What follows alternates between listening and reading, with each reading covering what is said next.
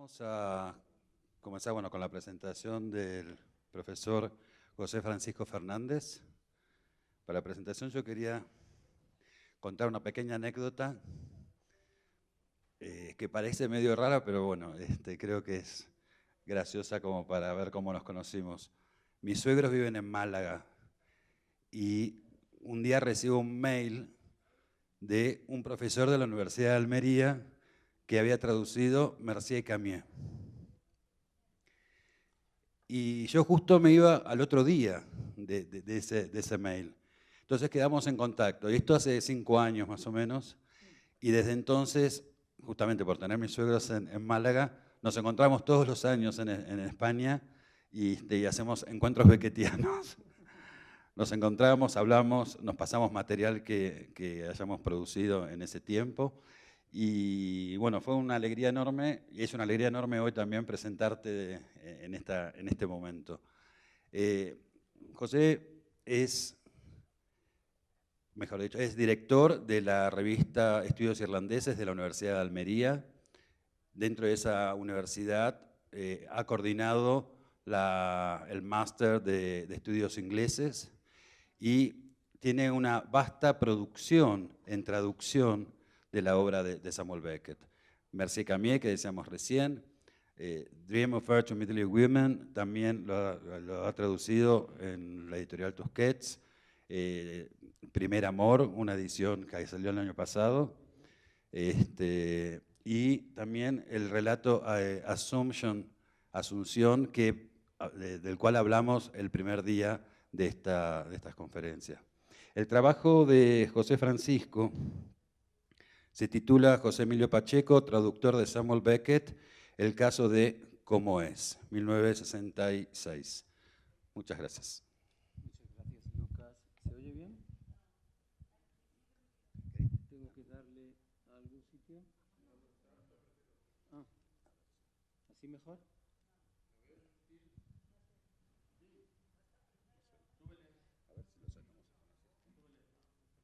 A ver, así. ¿Ahora? No. Sí.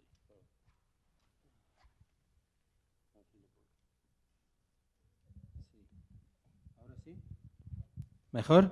Sí, totalmente. Bueno, muchas gracias por venir a esta hora tan intempestiva. Antes que nada me gustaría pedir disculpas porque es un atrevimiento venir aquí de España a hablarles a ustedes de un poeta mexicano que conocen muchísimo mejor que yo. Es un atrevimiento y una osadía y por eso les pido perdón de antemano. Pero hay una razón. Cuando traduje Cómo es el año pasado y realicé un trabajo previo de ver quién lo había traducido previamente en el castellano, como una investigación, descubrí que lo había evidentemente traducido José Emilio Pacheco, cuya obra desconocía y ahora me parece fascinante, y sin embargo no había nada, no encontré nada escrito sobre esa traducción. Y eso fue lo que me llevó a indagar para preparar mi traducción, a indagar sobre esta traducción, sobre quién la había hecho, en qué condiciones, y este es el resultado. Bueno, pues comienzo. En todas las biografías de José Emilio Pacheco se destacan sus múltiples facetas en el mundo de la cultura: poeta, narrador, crítico, columnista, ensayista y, por supuesto, traductor.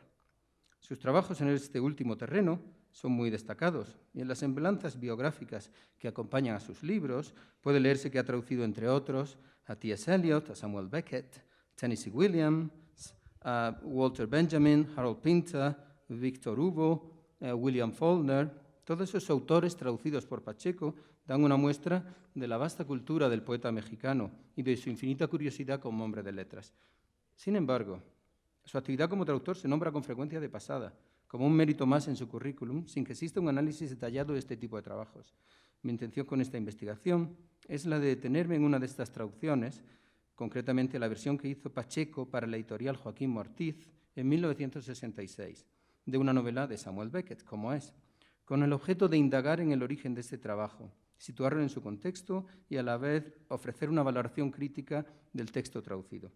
De alguna forma podría decirse que la extrañeza de la obra original, una de las más originales del Nobel irlandés, se ha extendido a la traducción realizada por Pacheco, creando un clamoroso silencio a su alrededor, pues, como decía al inicio en mi introducción, no existen estudios críticos sobre la primera traducción al castellano de esta novela de Beckett. Pacheco hizo la primera versión.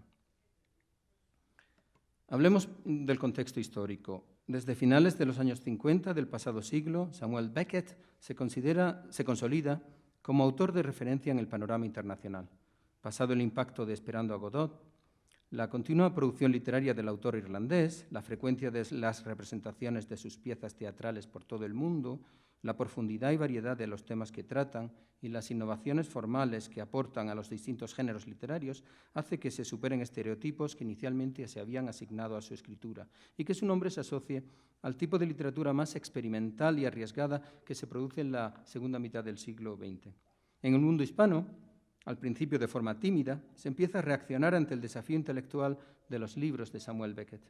La primera traducción de Esperando a Godot, como señaló Lucas en una intervención ayer, o fue hoy, la primera traducción al castellano se publica en Argentina, en una traducción de Pablo Palant, en Buenos Aires, editorial Poseidón, que precede en 3 años a la primera versión que se publica en España. Dicha publicación, la de Pablo Palant, es reseñada un año más tarde en la revista de la Universidad de México, en octubre del 55, donde se destaca la ausencia de comunicación entre los personajes y cómo el lenguaje de la obra se transforma en un pálido fantasma del pensamiento. Igualmente, destacados intelectuales mexicanos de la época, como Ramón Xirau o Luisa Josefina Hernández, en artículos escritos en publicaciones como Revista Mexicana de Literatura o en México en la Cultura, empiezan a situar a Beckett como referente de las nuevas corrientes en la literatura. El hecho de que en 1961 un consorcio de editoriales, entre las que se encuentra la española Seix Barral, conceda a Beckett y a Borges el Premio Internacional Formentor, contribuye decisivamente a que se consolide la proyección de su obra en el público de habla hispana. Las referencias críticas sobre el autor irlandés, así como las traducciones de sus obras hechas en Argentina o en España, eran recibidas por avidez por una generación de intelectuales mexicanos con clara vocación internacional. Se trataba, como señala Deborah Cohn, de una nueva hornada de escritores que defendían una visión del saber amplia e integradora. It was a tightly knit group of internationalizing intellectuals who dominated cultural production through their monopoly of popular and elite media, seeking to legitimate a cosmopolitan definition of Mexican culture. Existía, por tanto, en el México de los años 50 un clima receptivo a las novedades literarias de los Estados Unidos o de Europa. Esta situación se debía al momento expansivo que atravesaba la economía, al interés del poder político por propiciar una apertura del país en todos los frentes y a la labor de importantes editoriales, la tarea iniciada por el Fondo de Cultura Económica, después continuada por ERA o por Siglo XXI. La idea era ampliar el horizonte cultural de los lectores mexicanos por medio de la edición a precios asequibles de clásicos universales y de autores contemporáneos de prestigio. José Emilio Pacheco era uno de esos jóvenes cultos, con conocimientos de idiomas, que empezaban a escribir sus primeros libros, publicaban en suplementos literarios, frecuentaban las instituciones culturales del momento y seguían a figuras pioneras como Octavio Paz en la exploración de las literaturas extranjeras. Aunque el clima era, por tanto, propicio para que en México aparecieran traducciones de obras de vanguardia, la publicación en castellano de Cómo es no se podría entender sin la figura de Joaquín Díez Canedo, al frente de la editorial Joaquín Mortiz. Es bien conocido el papel que jugó en las letras mexicanas la creación de esta editorial en 1962. Joaquín Díez Canedo tenía a sus espaldas la experiencia de 20 años de trabajo en el Fondo de Cultura Económica y era un experto conocedor de la cultura literaria de su país adoptivo. Su interés por aunar el talento emergente de la literatura mexicana con lo más novedoso de las letras europeas le empujó a emprender una nueva aventura editorial con la fundación de Joaquín Mortiz.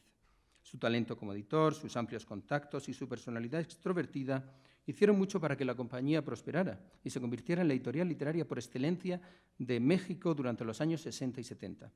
El empeño de Díez Canedo en publicar versiones en castellano de obras que estaban causando impacto en Europa tuvo como resultado que desde los primeros títulos el catálogo de Joaquín Mortiz se nutriera de traducciones.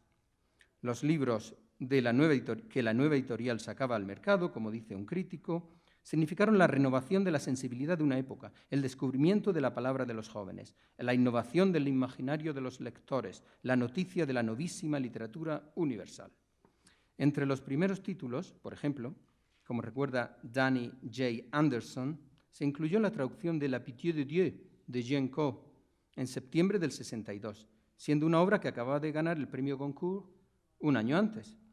Dice Danny Anderson, "In publishing works by already established Mexican writers and attention-getting translations, the company, Joaquín Mortiz, immediately coupled its name with the connotations of quality, high culture, innovation, and cosmopolitan taste associated with these titles." En resumidas cuentas, hubiera sido impensable que una traducción de Beckett, publicada en México en esta época, hubiera aparecido en otra editorial que no fuera Joaquín Mortiz. Era, por otra parte, inevitable que la traducción de Beckett se publicara en la serie del Volador, creada en el 63, pues estaba dedicada a dar a conocer la escritura más innovadora dentro y fuera de las fronteras de México. Salvador Elizondo, Juan García Ponce y José Emilio Pacheco publicaron en El Volador, pues reunían las características que exigía esta colección. Como apunta Eduardo Mejía, todos anhelaban verse en la serie del Volador. Vale. Pasemos ahora a ver Camoncé. Sabemos el quién, el cuándo, dónde, pero ¿por qué? ¿Por qué precisamente se escogió esta obra de Samuel Beckett para su publicación por Joaquín Mortiz? Si bien su talla como autor esencial en el desarrollo de la literatura de posguerra era incuestionable, es cierto que Beckett no se había traducido en México con anterioridad, al menos en formato libro. En el mismo año de publicación de Cómo es, Salvador Barros publicó en la revista Diálogos, Artes, Letras, Ciencias Humanas una traducción de Imagina, Muerta Imaginación. Habría que esperar casi 20 años para encontrar otra traducción de Beckett realizada en México, la versión de Adriana Menassé de la obra de teatro Pasos, publicada en la revista de la Universidad de México en febrero del 84. No es hasta fechas muy recientes, 2014, cuando se publica en México una traducción de Esperando a Godot, por Roberto Mares, en la editorial Tomo. A principios de los años 60, el terreno en principio era propicio para escoger una de las obras más conocidas de la narrativa o del teatro del autor irlandés para inaugurar la historia de publicaciones de Beckett en México. Era evidente que en aquella época, y aún hoy, tener a Beckett en el catálogo de una editorial era sinónimo de prestigio y de sofisticación intelectual. El crítico Manuel Rodríguez Rivero dice, Beckett era ya una de las figuras fundamentales de la literatura de posguerra, un verdadero autor de culto, estamos hablando de los años 60, sobre el que ya comenzaba a tejerse la enorme producción bibliográfica a la que se referirá muy expresivamente años más tarde John Calder. ¿Por qué, por tanto, se escogió Cómo es? Se pueden apuntar posibles razones económicas, directamente el libro era barato, o bien relacionadas con la disponibilidad de los derechos que expliquen la elección de esta novela. Lamentablemente, los archivos de la editorial se perdieron y no es posible saberlo con certeza. Es muy posible que a Joaquín Díez Canedo, buen conocedor de las novedades editoriales en Europa y en permanente contacto con sus socios de Seix Barral en España, no le pasara desapercibida la audacia estilística de Camoncé. Para el propio Beckett era una obra inclasificable, dijo Beckett, refiriéndose a su propio libro. It cannot be described as a novel nor as anything else, not even, I fear, as prose. Díez Canedo, sin duda, tendría noticias de la conmoción que supuso en su momento esta atrevida propuesta narrativa de Beckett. El crítico Maurice Nadeau, en una reseña publicada en L'Express, poco después de la publicación del libro, afirmaba que la obra iba más allá de lo que se entiende por literatura. En un sentido más desfavorable, el reconocido psiquiatra español Juan José López Ibor reducía la historia de Pym hasta el absurdo y calificaba el lenguaje de la novela como un galimatías. Y dijo, el lenguaje de los esquizofrénicos no suele ser tan difícil de entender. Cuando se publicó la traducción en inglés, How It Is, realizada por el propio Beckett, un antiguo discípulo, el también escritor Aidan Higgins, opinó que Beckett había perdido en parte su talento creativo con esta obra. En definitiva, si el editor de Joaquín Mortiz tenía la intención de poner al alcance del público autores extranjeros del momento mediante buenas traducciones, tenía en Camoncé la obra ideal. Joaquín Díez Canedo, además, tenía debilidad por la literatura francesa y en los primeros años de andadura de su empresa, por ejemplo, publicó 3 traducciones de libros de André Breton. Como es sabido en Come on Say How It Is, Beckett desmonta la sintaxis que estructura el lenguaje y desarrolla su discurso narrativo a lo largo de una sucesión de fragmentos desprovistos de puntuación, sin conectores, sin apenas artículos y sin frases subordinadas. La yuxtaposición de sintagmas que compiten entre sí por significar, utilizando las palabras que libremente campean por el texto, dan como resultado unidades textuales confusas e inconexas, pero con gran carga evocadora. La extrañeza estilística se corresponde con el desarrollo de la acción, en la que un ser se desplaza por el fango en un lóbrego inframundo, mientras que en su interior, cuando cesan sus propios jadeos, resuena una voz que le recuerda fragmentos de su vida en un ámbito superior, equivalente a la vida convencional en la Tierra.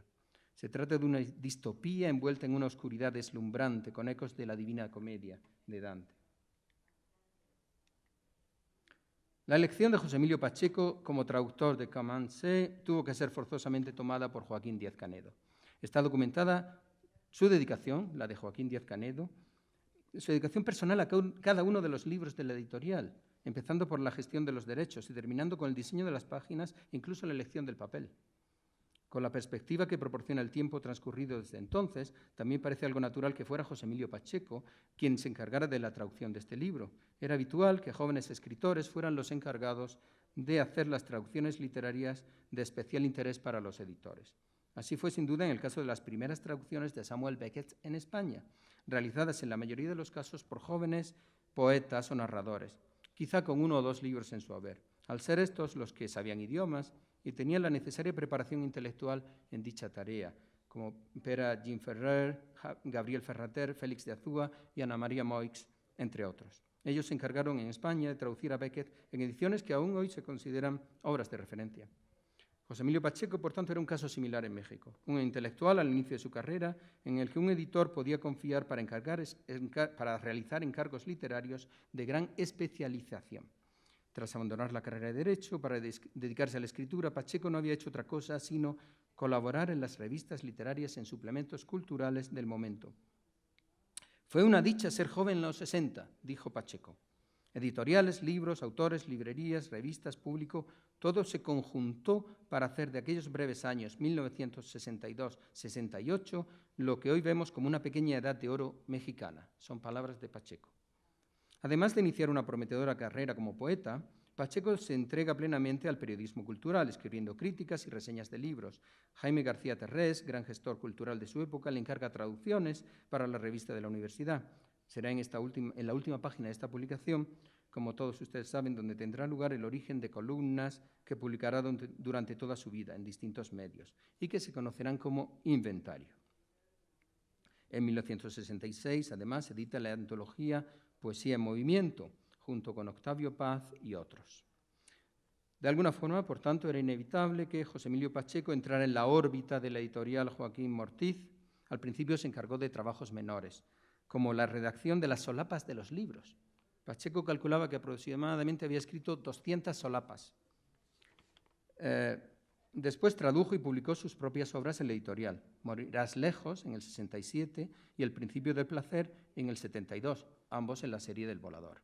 Y no me preguntes cómo pasa el tiempo, en su tercer libro de poemas, creo, en la colección Las dos orillas. El que se convertiría con el tiempo en el Premio Cervantes del año 2009, nunca dejó de admirar la labor cultural, la labor cultural de Joaquín Díaz Canedo al frente de la editorial y valoraba especialmente su empeño en dar a conocer nuevos autores. Pacheco dijo de Díaz Canedo: dejó su vida en la editorial y los libros que ayudó a hacer son ahora su monumento. Por su parte, Joaquín Díaz Canedo tuvo siempre en alta estima intelectual a José Emilio Pacheco. Alababa su labor de analista de la cultura en sus columnas. Y Joaquín Díaz Canedo dijo de Pacheco: para mi juicio es el más crítico de México. El encargo de traducir Come on Say tuvo que producirse en torno a 1962 o 63, pues José Emilio Pacheco afirmó que la traducción le había llevado cerca de 4 años. Antes de analizar la versión en español de Come on Say, por José Emilio Pacheco, es necesario destacar que la traducción en el poeta mexicano era parte esencial de su labor como creador. Entendía Pacheco la literatura en general como un diálogo con los autores que le precedieron y con el lector, en una especie de debate abierto que en su caso tenía el poema como punto de encuentro. Son conocidas sus aproximaciones o traducciones libres de textos de otros escritores. Los poetas cuya obra recreaba eran un pretexto para explicar su propia poética y para mostrarnos, dice un crítico, su experiencia lectora y de escritura. Es frecuente en la poesía de Pacheco encontrar otras voces de poetas que admira, bien presidiendo sus propios versos, bien incluyendo fragmentos ajenos en sus poemas. Se trata de acceder a la metapoesía por medio de otras voces que el autor convierte, mediando la escritura, en propias, dice un crítico. El propio Pacheco destacaba el fluir de un tipo de lenguaje fértil que brotaba de sus versiones libres. Dijo Pacheco, sus palabras textuales: «No tengo nada contra los traductores académicos, pero mi intención es muy distinta. Producir textos que puedan ser leídos y juzgados como poemas en castellano, reflejos y aún comentarios en torno de sus intactos e inmejorables originales». Fin de la cita. A pesar de que Pacheco especificaba que este tipo de intervención como traductor tenía lugar en sus versiones no académicas de textos de otros autores, como veremos a continuación, incluso en sus traducciones profesionales se producía un alto grado de interacción con el original. Pacheco, como traductor de Beckett, cumplió a rajatabla con la tarea encomendada y realizó una labor caracterizada por su profesionalidad. Sin embargo, dentro de las opciones disponibles al traductor de cualquier género literario, Pacheco optó por acercar el texto al receptor de la novela, buscando que la obra de Beckett, en la medida de lo posible, fuera asequible al lector mexicano de su tiempo. En un artículo publicado poco después de la aparición de Cómo es, en versión de Pacheco, el propio poeta exponía una declaración de principios que se puede extender a su labor como traductor. Y cito a Pacheco: «Nuestros artistas saben que cuanto pinten, compongan, escriban, etc., se hallará fatal, inexorablemente determinado por su condición de mexicanos, pero que no hay razón alguna de que no dispongan de lo que pertenece a todos los hombres, y así, convirtiendo, nacionalizando estas influencias, enriquezcan con sus propios matices la tradición de la cultura mexicana». Fin de la cita. Mi hipótesis de partida en este artículo es que Pacheco, como traductor, siguiendo un objetivo que compartía con Díez Canedo, concibió su versión de Beckett como un elemento más para contribuir a la apertura de la cultura mexicana a las corrientes literarias más actuales de la época. Para ello, necesariamente tenía que naturalizar, en la medida de sus posibilidades, el texto beckettiano, ya de por sí, como hemos visto, extraño y excéntrico. De ahí la mezcla de sofisticación y llaneza de esta singular traducción. Me gustaría, antes de analizar la traducción, decir brevemente algo de cómo se hizo. Para eso tuve la suerte de contactar con la hija de José Emilio Pacheco, Laura Emilia Pacheco, ella misma traductora. En un correo electrónico, no hace mucho, durante el transcurso de esta investigación, me dijo que ella no sabía nada de esta traducción, o no tenía recuerdos de que su padre hablara especialmente de esta traducción. De todas formas, Laura Emilia habló con su madre, Cristina, y le pudo confirmar estas palabras que cito con su permiso. Laura Emilia Pacheco me contaba en este correo electrónico que la traducción de Cómo es fue uno de los primeros trabajos en los que ellos colaboraron. Pacheco le dictaba a Cristina, o José Emilio le dictaba a Cristina, y era al poco tiempo de casados, solo con 23 años, y ella con 21. Supongo, me imagino, aunque esto es ya elaboración mía, después Pacheco puliría, corregiría, modificaría o revisaría esos originales. Muy bien. Pasemos ahora a analizar. ¿Solo 5 minutos? Bueno, intentaré. A ver. Esto no funciona. Ah, ahí está. Vale. Bueno, haré lo que pueda. Algunas de las características de la traducción de Common-Se de Samuel Beckett. Para tener un modelo de referencia con el cual comparar este trabajo, he acudido a la versión más extendida en español de la misma novela, la realizada por Ana María Moix. Bien, veamos el léxico. En su versión de Cómo es, Pacheco utiliza un léxico rico, sólido, rotundo, más cercano al castellano clásico que al habla actual. Esto hace que la prosa poética de Beckett mantenga en español una carga de profundidad anclada en la tradición. Muchos de los términos comunes empleados por Pacheco, frente a los más coloquiales utilizados por Moix, remiten al lector a un registro culto, y aquí lo pueden ver en las dos columnas. En lugar de barro, saco, cuerda, falta, retazos o felicidad, que son términos usados por Moix, Pacheco acude a lodo, costal, soga, carencia, jirones o dicha. Lo mismo ocurre en su elección de adjetivos. Si Moix dice viejas, Pacheco dice antiguas. Si Moix dice continuar, Pacheco dice proseguir. Si Moix dice por todas partes, Pacheco dice donde quiera.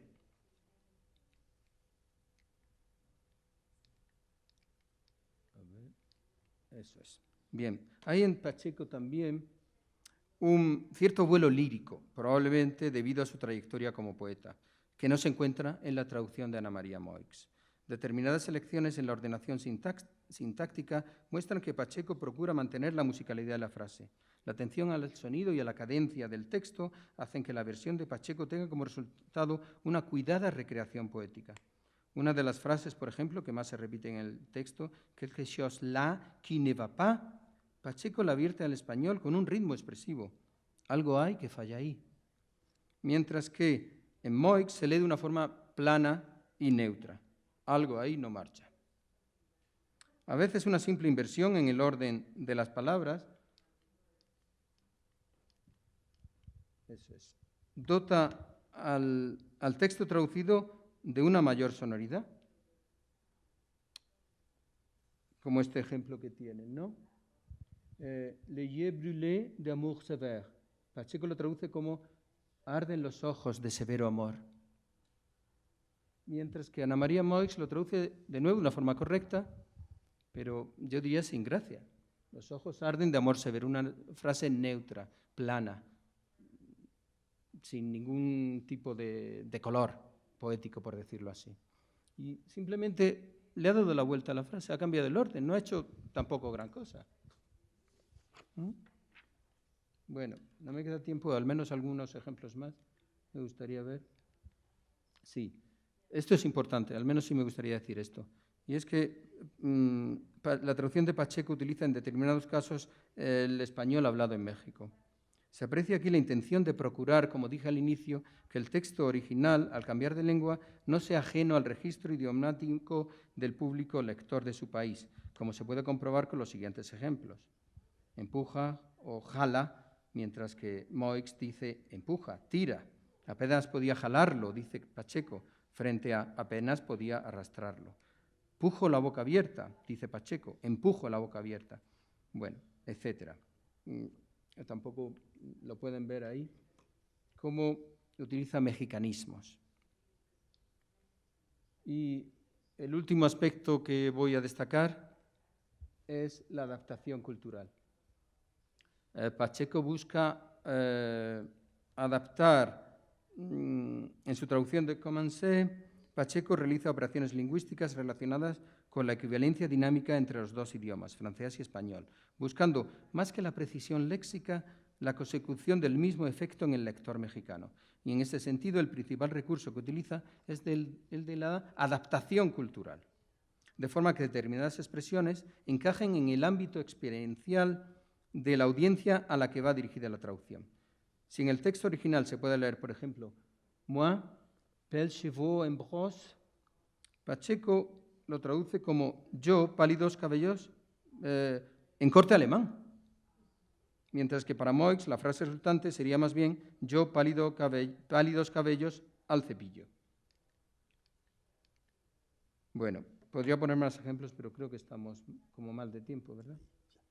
Bueno, tendría más, pero de todas formas, si hubiera alguien interesado en el público, estaría encantado de ofrecerles más datos sobre esta traducción. Muchas gracias.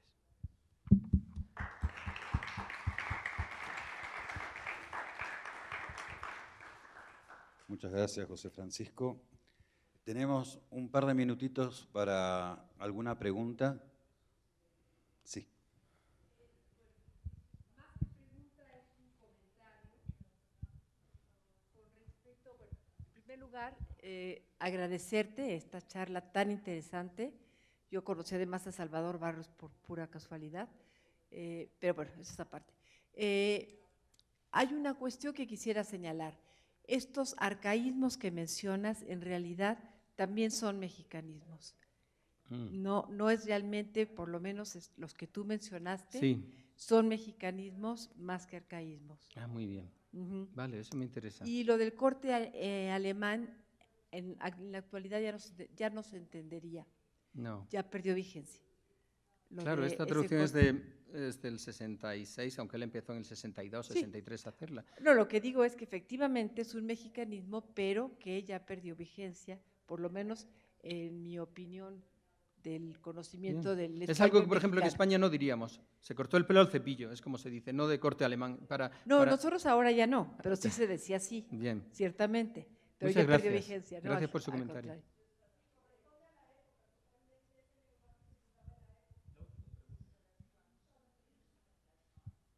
Hola, buenas tardes.